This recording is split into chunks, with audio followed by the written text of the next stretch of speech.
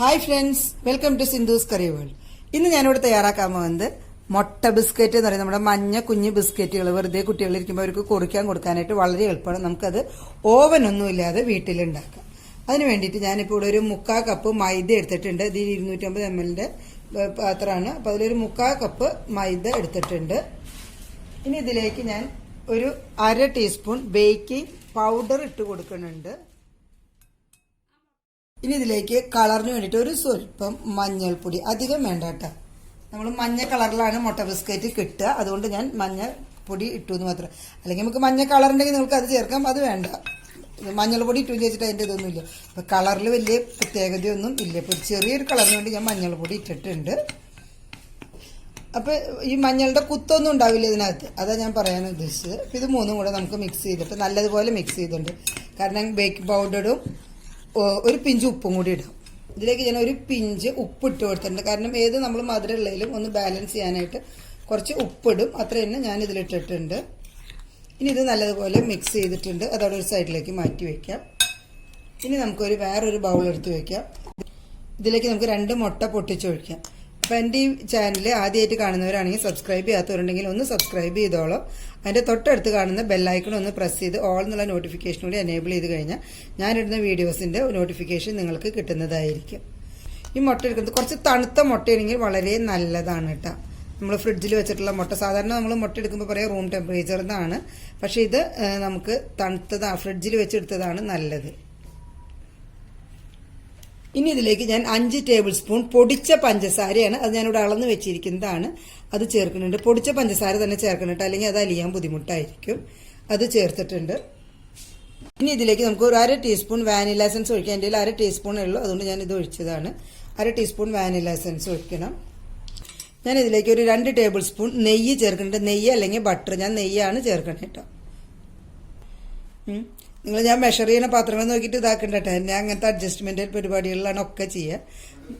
അപ്പോൾ നമ്മൾ ഇതിലെടുത്തിരിക്കുന്നത് 2 മുട്ട, 5 ടേബിൾ സ്പൂൺ ആണ് പൊടിച്ച പഞ്ചസാര, പിന്നെ ഒരു 1/2 സ്പൂൺ വാനില എസൻസ്, പിന്നെ 2 ടേബിൾ സ്പൂൺ നെയ്യ് അല്ലെങ്കിൽ ബട്ടർ ഏതാണെന്ന് വെച്ചാൽ ചേർക്കുക. അത് നല്ലതുപോലെ ഞാൻ അടിച്ചിട്ടുണ്ട്. ഇനി ഇത് നമ്മൾ നേരത്തെ തയ്യാറാക്കി വെച്ച മൈദയും ബേക്കിംഗ് പൗഡറും ഉപ്പും ഒരു നുള്ള് മഞ്ഞൾപ്പൊടി ഇട്ടിട്ടുള്ള മിക്സിലേക്ക് നമുക്കിത് ഒഴിച്ചു കൊടുക്കാം.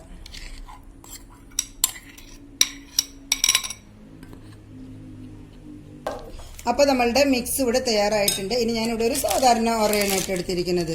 ആ ഒറ ഒരു ഗ്ലാസ്സിലേക്ക് വെച്ചിട്ട് നമുക്കിത് മിക്സ് നിറയ്ക്കാനായിട്ട് ഇങ്ങനെയാക്കാം.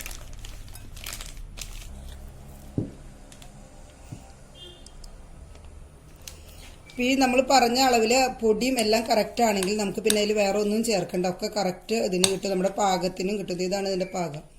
ഈ പാകത്തിന് നമുക്ക് ഇത് കിട്ടും. 2 സ്പൂൺ നെയ്യും മുട്ടയും ഇതൊക്കെ ആയാൽ നമ്മുടെ ആവശ്യത്തിന് കിട്ടും. ഇതിൽ വേറെ ഒന്നും പിന്നെ ചേർക്കേണ്ടി വരില്ല കേട്ടോ. ഈ സമയത്ത് കുട്ടികൾക്ക് വെറുതെ ഇരിക്കുമ്പോൾ കുറിക്കാൻ കൊടുക്കാനായിട്ട് വളരെ നല്ല സാധനമാണ്.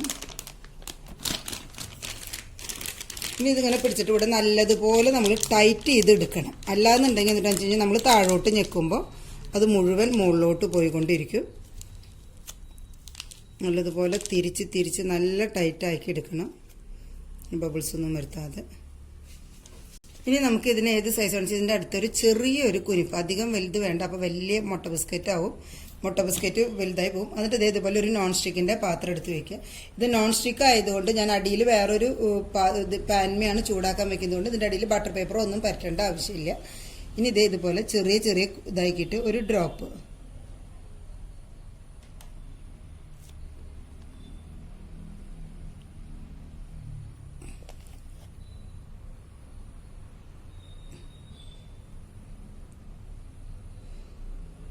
കുട്ടൻ അവനിത് ഭയങ്കര ഇഷ്ടമാണ് ഇങ്ങനെ ഞെക്കുന്നത്. പക്ഷെ ഇത് ഞാൻ ഓട്ടിട്ടപ്പോൾ ഇത്തിരി വലുതായി പോയി, അതാണ് ഇങ്ങനെ നിൽക്കണത്.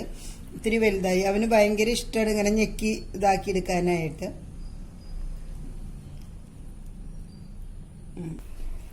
അപ്പോൾ നമുക്ക് ബിസ്ക്കറ്റിനുള്ള ഷേപ്പ് ഞാനിവിടെ ആക്കി വെച്ചിട്ടുണ്ട്. ഇതിപ്പോൾ 2-3 ഷേപ്പ് എന്ന് കഴിഞ്ഞാൽ കുറച്ച് മോനും ഞങ്ങൾ എല്ലാവരും കൂടെ ഉണ്ടാക്കിയത് കൊണ്ടാണ്.